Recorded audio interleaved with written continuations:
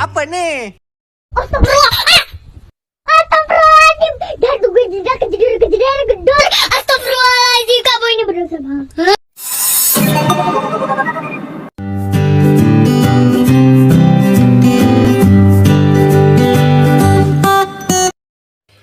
Assalamualaikum warahmatullahi wabarakatuh. Hai teman-teman, perkenalkan nama saya Hairunisa Mantu, NIM 3114220089 dari kelas A. Hari ini saya akan menjelaskan materi tentang efektivitas berbicara.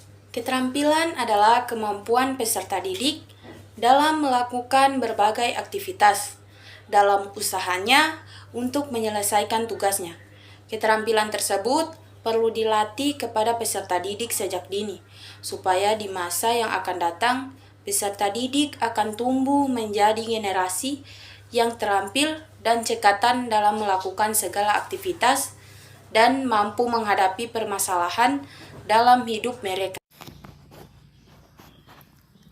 Dasar-dasar berbicara efektif. Pada dasarnya, berbicara efektif pada kesempatan apapun terdiri menjadi 3 bagian. Pertama, pembukaan. Pembukaan adalah bagian awal dari setiap pembicaraan. Pembukaan termasuk bagian penting karena turut menentukan sukses tidaknya suatu pembicara. Pembukaan pada setiap kesempatan pembicaraan sangat berbeda, tergantung pada misi, sifat lawan bicara, dan suasana pembicara.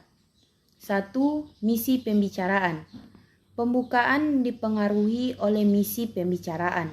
Yang dimaksudkan dengan misi pembicaraan di sini adalah tujuan pertemuan atau pembicaraan dan tugas yang dibebankan kepada si pembicara untuk disampaikan kepada hadirin. 2. Sifat pembicaraan. Pembukaan dipengaruhi oleh sifat pembicaraan, apakah serius, resmi, atau tidak sama sekali. Ketiga, lawan bicara. Lawan bicara turut menentukan pembukaan pembicaraan. Lawan bicara atau pendengar bisa dikategorikan dalam 2 bahagian, yaitu kelompok atau perseorangan.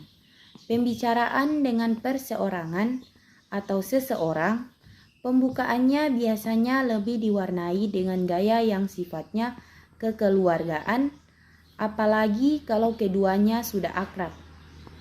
Keempat, suasana. Suasana juga ikut menentukan bagaimana pembukaan suatu pembicaraan, baik isi maupun pola tutur, bahasa, bahkan nada bicara yang digunakan adalah sangat erat hubungannya dengan suasana yang berlangsung atau yang dihadapi oleh pembicara. Kedua, isi atau inti pembicaraan. Inti pembicaraan merupakan bagian paling pokok dalam pembicaraan. Isi pembicaraan harus dapat disampaikan secara lengkap, dengan sistematis, dan tidak berkepanjangan atau bertele-tele. Pembicaraan harus konsisten dengan inti permasalahan. Ketiga, penutup. Pada akhir pembicaraan, hendaknya diusahakan adanya kata-kata penutup yang dibuat sesingkat mungkin, paling lama 3-5 menit. Dalam penutup dapat disampaikan kesimpulan atau rangkuman penting sebagai hasil pembicaraan itu. Faktor-faktor penunjang keefektifan berbicara. 1. Faktor kebahasaan. Faktor kebahasaan terdiri dari 4. Pertama, ketepatan ucapan. Kedua, penempatan tekanan, nada, sendi, dan durasi yang sesuai. Ketiga, pilihan kata atau diksi. Keempat, ketepatan sasaran pembicara. 2. Faktor non-kebahasaan. Faktor non-kebahasaan dibagi menjadi 8. Pertama, sikap yang wajar, tenang, dan tidak kaku. Kedua, pandangan harus diarahkan. kepada lawan bicara. Ketiga, kesediaan menghargai pendapat orang lain. Keempat, gerakan-gerakan dan mimik yang tepat dapat pula menunjang keefektifan berbicara. Kelima, kenyaringan suara juga sangat menentukan. Keenam, kelancaran. Ketujuh, relevansi atau penalaran. Kedelapan, penguasaan topik.